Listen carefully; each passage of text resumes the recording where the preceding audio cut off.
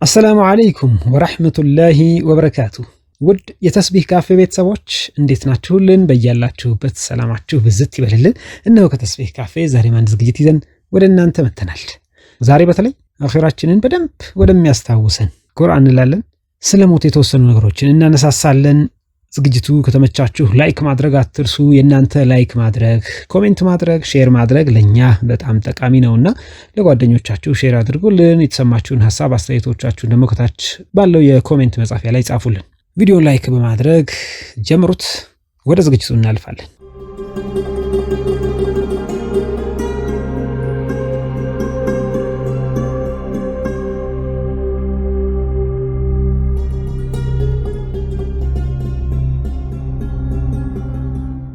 ውድ ቤተሰቦቻችን የዛሬው ዝግጅታችን ስለ ጀናዛ አስተጣጠብ እንዲሁም ስለ አከፋፈን የተወሰኑ ነጥቦችን ያነሳሳል። የሞተን ሰው መቅበር፣ መሰተር፣ መገነዝ እነዚህ እንግዲህ ፈርድ የሆኑ ጉዳዮች ናቸው። አንድ ሰው በሞተ ጊዜ ሬሳውን አጥቦ ከፍኖ ወይም በጨርቅ ሸፍኖ ማለት ነው ሰላት ተሰግዶበት አላህ እንዲምረው ዱዓ ተደርጎለት ወደ መቃብር ቤቱ ወስዶ መቅበር ያው ፈርደል ኪፋያ ነው። ፈርደል ኪፋያ የተወሰኑ ሰዎች ይህን ሁኔታ ቢፈጽሙ ከአላህ ምንዳ የሚያገኙበት ሲሆን ሌሎቹ ድርጊቱን ያልፈጸሙት ባለመፈጸማቸው ከወንጀል ነፃ የሚሆኑበት ሁኔታ ነው። እስቲ እንዴት ነው ጀናዛ አስተጣጠብ ላይ የተወሰኑ ነጥቦችን እናንሳ። አንድ ሰው በሞተ ጊዜ በሬሳው ላይ ነጃሳ ነገር ካለ ካስወገዱ በኋላ ገላውን በሙሉ ማጠብ እንግዲህ ቀደም ሲል እንደጠቀስነው ፈርደል ኪፋያ ነው ብለናል። የሞተ ሰው አስክሬን በሚታጠብበት ጊዜ ቀጥሎ የምንጠቅሳቸው ነገሮች ማድረግ ሱናዎች ናቸው። በጣም የተወደደ ነገር ነው። አንደኛ አስክሬኑን ከሚያጥቡ ሰዎች በስተቀር ሌላ ሰው በሌለበት ቦታ ቀሚስ በማልበስና ሰፋ ያለ ስፍራ ላይ እንደ አልጋ አይነት ሰፋ ያለ ቦታ ላይ አስተኝቶ ማጠቡ በጣም የተወደደ ነው። ሁለተኛ ደግሞ አስክሬኑ በሚታጠቡበት ጊዜ አጣቢዎቹ ሆኑ ውሃ የሚጨምሩም ሊኖሩ ይችላሉ አብረውና አስፈላጊ ካልሆነ በስተቀር ወደ አስክሬኑ ሰውነት ማየታቸው አይወደድም። በተለይ ለምሳሌ ለማገዝ የገቡ ሰዎች የሟችን ገላ ባያዩ ይመረጣል።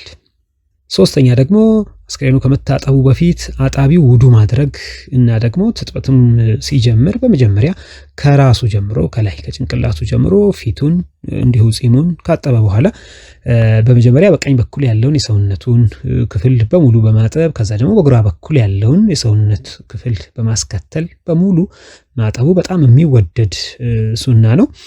አራተኛ ደግሞ አስክሬኑ ታጥቦ ካበቃ በኋላ ደረቅ ጨርቅ አምጥቶ በደረቅ ጨርቅ ማደራረቅም ይሄም ይወደዳል።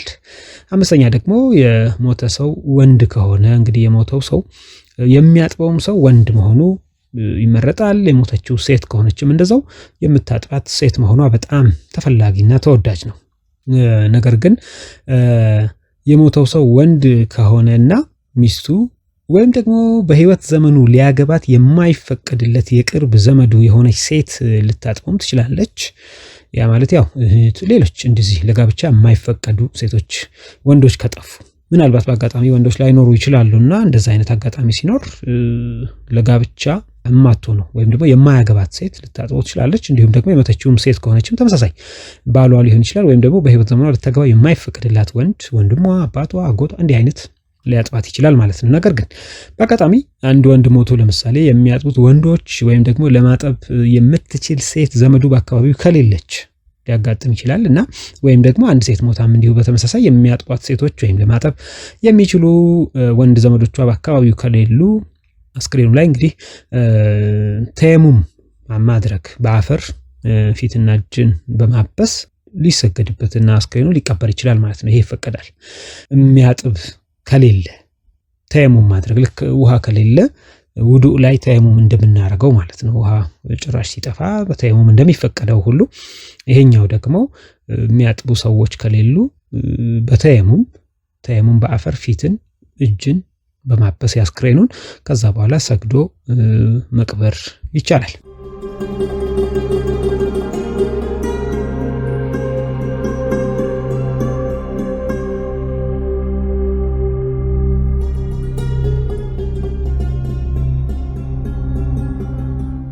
ውድ ቤተሰቦች ተስቢህ ካፌ ነው። ላይክ እያደረጋችሁ ሐሳብ አስተያየት ካላችሁ ኮሜንታችሁን መጻፍ አትርሱ። እስቲ አሁን ደግሞ አስክሬንን በጨርቅ ስለመከፈን ወይም ስለመገነዝ ደግሞ የተወሰኑ ነጥቦችን እናንሳ። አንድ ሰው በሞተ ጊዜ አስክሬኑን በሙሉ ሊሸፍን በሚችል አንድ ጨርቅ መከፈን ወይም መገነዝ እንግዲህ ቀደም ሲል እንዳልነው ይሄ ጉዳይ ፈርደል ኪፋያ የሆነ ግዴታ ነው። ሆኖም ግን ከአንድ ጨርቅ ሌላ ማግኘት የሚቻል ከሆነና የሞተው ወንድ ከሆነ በ3 ጨርቆች መገነዝ እንዲሁም የሞተችው ሴት ከሆነች በ5 ጨርቆች መገነዝ ተፈላጊና ተወዳጅ ነው። የሞተችው ሴት በ5 ጨርቆች መገነዝ የሚወደደው ቀጥሎም በምንጠቅሳቸው ለምሳሌ የጨርቅ አይነቶች እንደ ቅደም ተከተላቸው በማልበስ ነው። ለምሳሌ ሽርጥ፣ ከዛ ቀሚስ፣ ጉፍታ ወይም ደግሞ በሻሽ እና 2 ነጠላዎች አድርጎ ይቻላል ማለት ነው። የጨርቆቹ አይነት ነጭ ቢሆኑ የታጠቡና ከጥጥ የተሰሩ በሆናቸው ደግሞ በጣም ተወዳጅ ነው። መልካም፣ እስቲ ደግሞ ምን አይነት ዱዓ ነው የምናደርገው? የዱዓውን ስነ ስርዓት ደግሞ እናካፍላችሁ። ወይም ደግሞ በሌላው አጠራር በተለምዶ ሰላተል ጀናዛ ስንሰግድ አንድ ሰው በሞተ ጊዜ ከመቀበሩ በፊት አስክሬኑ አጠገብ በመቆም ሰላት መስገድ ማለትም አላህ እንዲምረው ዱዓ ማድረግ ማለት ነው። ቀደም ሲል እንደጠቀስነው ማለት ነው። ይሄም ፈርደል ኪፋያ ነው። ይህንኑ ሰላት ለመስገድ ታዲያ ሌላ አይነት ሰላት ለመስገድ የሚደረጉ ቅድመ ሁኔታዎች ማለት ነው። ለምሳሌ ጦሃራ ያስፈልጋል፣ ውዱዕ እና የመሳሰሉትን ካሟሉ በኋላ አርካኖች አሉት ወይም ደግሞ ስርዓቶች አሉት። እነዛን ጨምሮ መስገዱ ተገቢ ነው። ንያ ማለት ያስፈልጋል። የሞተውን ሰው አላህ እንዲምረው ነው ሰላት መስገደው። ይሄ ሰላተል ጀናዛ በውስጥ ማሰብ ማለት ነው። 4 ተክቢራ ማድረግ ማለት ይሄም ማለት መቼ ነው? አንደኛ ሰላቱን ለመጀመር አላሁ አክበር እንላለን። ከዛ ፋቲሃ እንቀራለን። ከዛ ሰላዋት አለ ረሱል የአላህ እዝነትና ሰላም በነብዩ መሐመድ ላይ ይወረድባቸው ብሎ ዱዓ ማድረግ። ከዛ ለሞተው ሰው ደግሞ ዋናውን ዱዓ ማድረግ እናደርጋለን። ቀደም ሲል ከተጠቀሱት በተጨማሪ ደግሞ 4 ጊዜ አላሁ አክበር በሚባልበት ጊዜ 2 እጆችን ወደ ላይ በማንሳት ነው አላሁ አክበር የምንለው። ፋቲሃን ለመቅራት ስንጀምር አዑዙ ቢላሂ ሚነሽ ሸይጧኒር ረጂም ብሎ በመጀመር ድምፅን ሳያሰሙ ነው፣ ዝቅ አድርጎ መቅራትም ተፈላጊ ነው ማለት ነው። በዚህ መልኩ ሰላተል ጀናዛን ሰግደን እናጠናቅቃለን ማለት ነው። ይሄ ሩኩዕ ሱጁድ በዚህ ወቅት የሉም። ሰላተል ጀናዛን ቆመን ነው የምንጨርሰው ማለት ነው።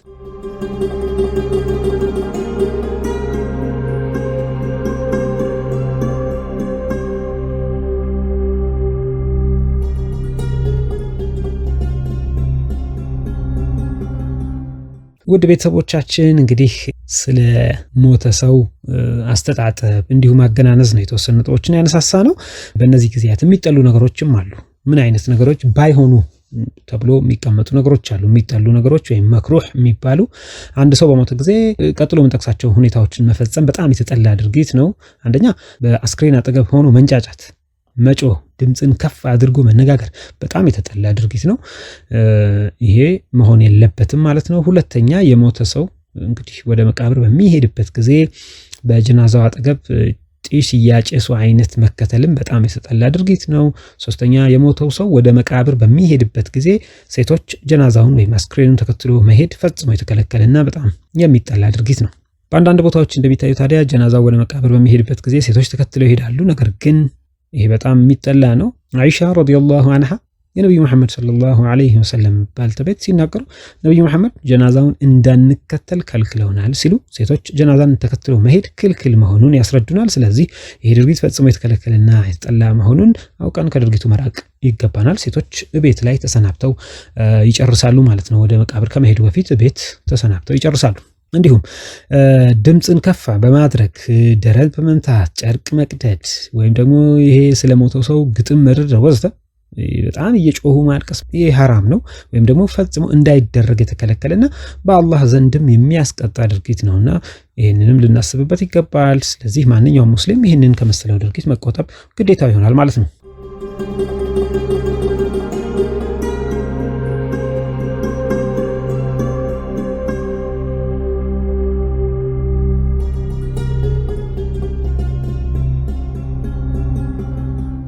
መልካም ነው።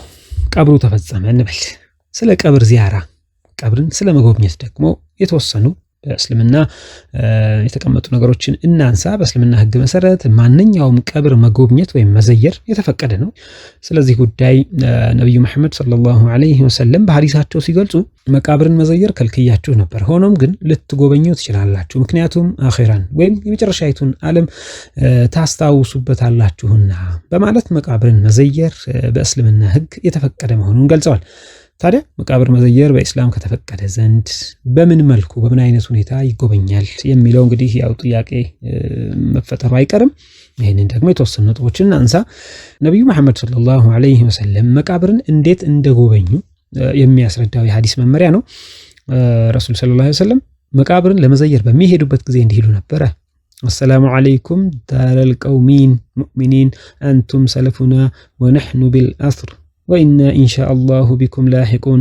ማለትም እዚህ ሀገር ያላችሁ ሙታን ምእመናን የአላህ ሰላም በእናንተ ላይ ይስፈን፣ እናንተ ብትቀድሙን እኛም ተከታይ ነን፣ አላህ ባለ ጊዜ እኛም እናንተን እንከተላለን በማለት መቃብርን ይጎበኙ ነበረ።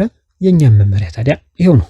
መቃብር በምን አይነት ሁኔታ እንደሚጎበኝ እንግዲህ ቀደም ሲል ከነብዩ መሐመድ ሰለላሁ ዐለይሂ ወሰለም ሐዲሳቸው ላይ እንደተገለጸው መሆን ሲገባው እዚህ ሀገራችን ላይ በአንዳንድ አካባቢዎች በተለይ ከሸሪዓ ውጭ የሆነ ድርጊት ሲፈጸም ይታያል። ይህም መስተካከል ይኖርበታል። መቃብር እንዘይራለን እየተባለ ሴትም ወንድም አንድ ላይ በመሰባሰብ መቃብር ላይ በግ ወይም ከብት እየታረደ ጭስ እየጨሰ ሲያስፈልግም ሽንትና አይነ ምድርም እዚያው አካባቢ እየተወጣ የመቃብርን ካብ ወይም ግንብ በመያዝ እያለቀሱ አላህን በመርሳት ሞቶ መቃብር ውስጥ ያሉ ሰዎችን ልጅ ስጡን፣ ሀብት ስጡን፣ ባለጸጋ አድርጉን በማለት ሲዋደቁና ፍጹም ከሸሪዓ ውጭ የሆነ ድርጊት ሲፈጽሙ የሚታዩ ሰዎች አሉ አንዳንድ አካባቢዎች ላይ። ታዲያ ይሄ እንኳን ሊሰሩት ሊያስቡት የማይገባ አጸያፊ ተግባር ነው። ማንኛውም ሀቅ ተቀባይ የሆነ ሙስሊም ድርጊቱ ከእስልምና ሕግ ውጭ መሆኑን አውቆ ሊያወግዘው እንዲሁም ደግሞ መፈጸምም የሌለበት ከዛ ሊርቅ ይገባል ማለት ነው። ማንኛውም እንግዲህ መቃብር ለመዘየር የሚፈልግ ሰው ቀደም ሲል እንደተጠቀሰው ረሱል ሰለላሁ ዐለይሂ ወሰለም በሰሩበት ሁኔታ አዳቡን ጠብቆ ዚያራውን አድርጎ መመለስ እንጂ ከዚያ ውጪ ሌላ አይነት ተግባር መፈጸም ተገቢ አይደለም። በተጨማሪ ደግሞ አንዳንድ አካባቢ እንደሚታወቀው መቃብርን እናስጌጣለን በማለት ብዙ ገንዘብ እያወጡ እብነበረድና የመሳሰሉ የከበሩ ድንጋዮች መቃብር ሲያንጹ ሲገነቡ ይታያሉ። እንዲሁም ሰው ሲሞት በአስክሬኑ ላይ ከዚያም አልፎ በመቃብሩ ላይ የተለያዩ የአበባ አይነቶችን በርካታ ገንዘብ በማባከንና በመግዛት ሲያኖሩም ይታያል። ለመሆኑ የዚህ አይነት ድርጊት ለማን ነው የሚጠቅመው? ለሞተው ሰው ነው ወይስ በህይወት ላሉ ዘመዶቹ? ይሄ የሚያጠያይቅ ከንቱ የሚመስል አይነት ድርጊት ነው። የዚህ አይነቱ ከንቱ ድርጊት ሁለት አይነት ጉዳት ያስከትላል። አንደኛ የገንዘብ ብክነትን ያስከትላል። ይሄም ሲባል ለምሳሌ አንድ ሰው የሞተ ዘመዱን መቃብር በእብነበረድ ለማስጌጥ በሺህ የሚቆጠር ገንዘብ ለሞተው ሰውም ሆነ ለራሱ ምንም አይነት ጥቅም ለማይሰጥ ከንቱ ነገር ከማባከን ይልቅ የሟቹን ነፍስ አላህ እንዲመራት ለምስኪኖች ሰደቃ ቢያወጣለት ቢሰጥ ወይም ደግሞ የሟቹ ቤተሰቦች ራሳቸው ገንዘቡን ጥቅም ላለው ለሌላ ነገር ቢያውሉት የተሻለ ነው። ሁለተኛ የዚህ አይነቱ ከንቱ ድርጊት ከሸሪዓ ውጭ ስለሆነ በአላህ ዘንድ የተጠላና ክልክል የሆነ ተግባር ነው። ስለዚህ እንግዲህ ማንኛውም ሙስሊም ይሄን አይነት መጥፎ ወይም ደግሞ ከንቱ የሆነ ድርጊት ጥፋትና ኪሳራ እንጂ ምንም አይነት ጥቅም የለውም፣ ለሟችም ለራሱም ጥቅም ስለሌለው ከአላህ ዘንድ ለሰሪውም ሆነ ለሟቹ ሰው ምንም ፋይዳ ስለሌለው ምንም ጥቅም የማያስገኝ መሆኑን በመረዳት ከመፈጸም መቆጠብ አስፈላጊ ይሆናል ማለት ነው። የዛሬን አበቃን። መረጃውን ያገኘነው እስልምናና ተግባራቱ ከተሰኘው መጽሐፍ ነው። የመጽሐፉ አዘጋጅ ሐጂ ሰዒድ ዩሱፍ መንሱር ናቸው። አበቃን።